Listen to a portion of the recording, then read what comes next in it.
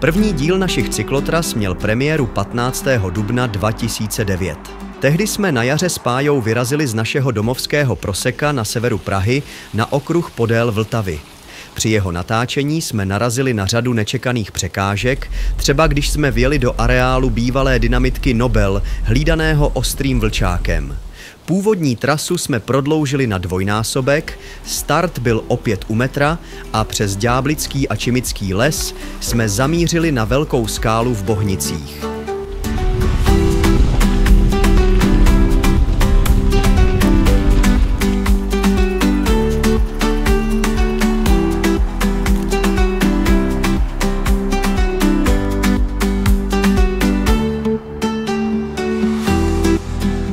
Buližníkový suk Velká skála ční nad okolní krajinou a je tu krásná vyhlídka nejen na bohnické sídliště, ale i na Trojskou kotlinu, Císařský ostrov a centrum Prahy. A taky odtud vede technicky náročná kamenitá pěšinka a po ní následuje super sjezd údolím Haltýřského potoka k Trojskému zámku.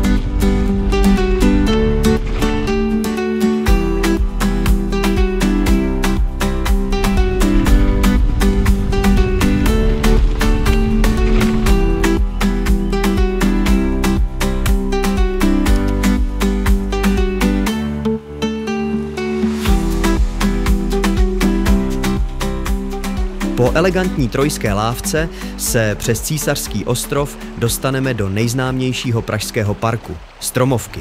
V bývalé královské oboře, která největšího rozkvětu dosáhla za Rudolfa II., je řada malebných rybníků napájených štolou z 16. století. A taky tu najdete slavnou Šlechtovu restauraci, která se už roky přestavuje. Prý celkem 250 miliardy to bude stát a budete se tu konečně moci občerstvit. Kdy to bude, nikdo neví.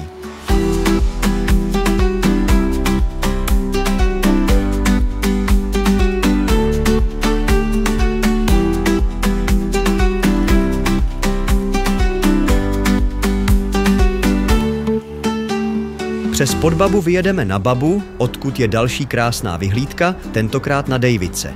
Od slavného funkcionalistického sídliště sjedeme do Šáreckého údolí.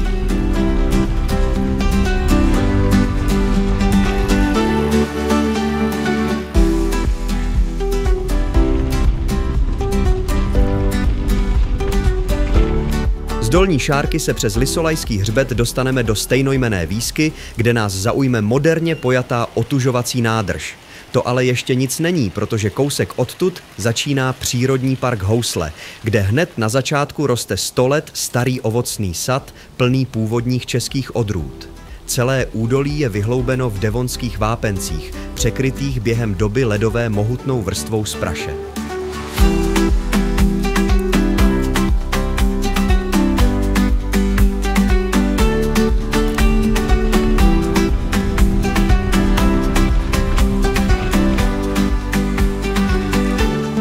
V Horoměřicích, kde stojí vyhlášené občerstvení Prošková, se samými skvělými nezdravými jídly dnes měli zavřeno, naše strava tedy bude spíše duchovního rázu.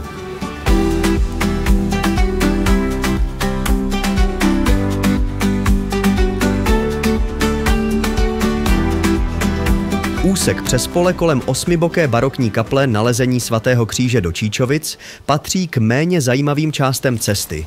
Vše nám ale vynahradí setkání s místní kočičí tlupou. Tak přítulného kocoura jsme ještě neviděli. No prostě Číčovice.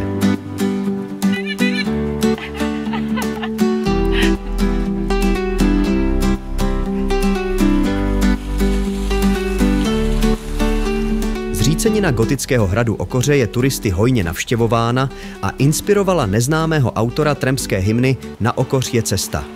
Tou, která je jako žádná zesta, se vydáme kolem krásného mlýna do údolí Zákolanského potoka a jeho tok budeme sledovat dlouhých 13 kilometrů.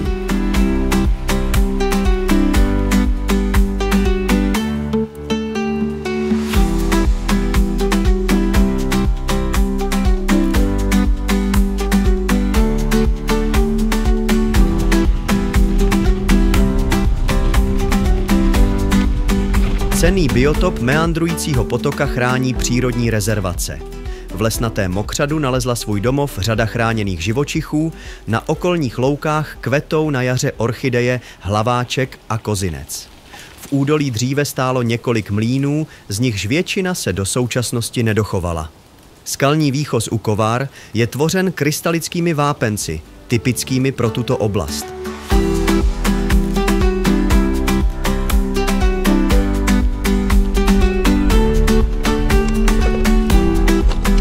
Rotunda svatého Petra a Pavla na Budči, postavená na místě bývalé akropole Přemyslovského hradiště za vlády knížete z Pitihněva, patří k nejstarším kamenným stavbám u nás.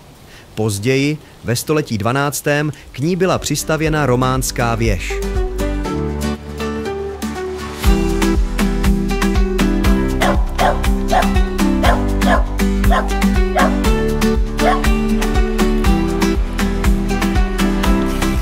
Nikdo netuší, proč je zrovna v Kralupech instalována socha Švejka a toho zuřivého psa, kterého jsme potkali před chvílí.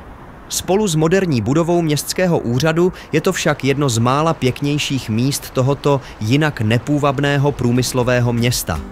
Kralupští prominou.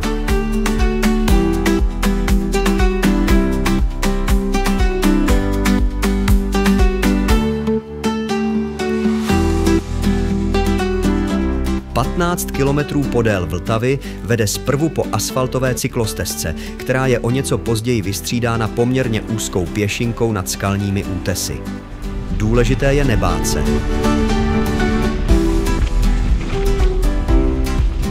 Pěšinka je výborná.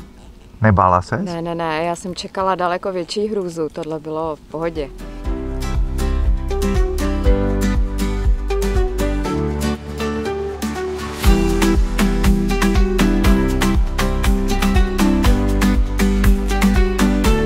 Přívozu v Klecánkách, kde jsou hned 2 občerstvovací stanice, se napojíme na původní vltavský okruh z roku 2009.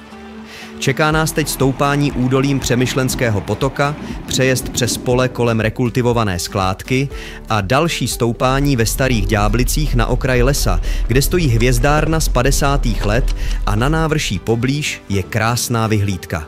No a příště to bude masakr. Speciální zimní okruh v hlubokém sněhu divočinou Brdské vrchoviny. Servus.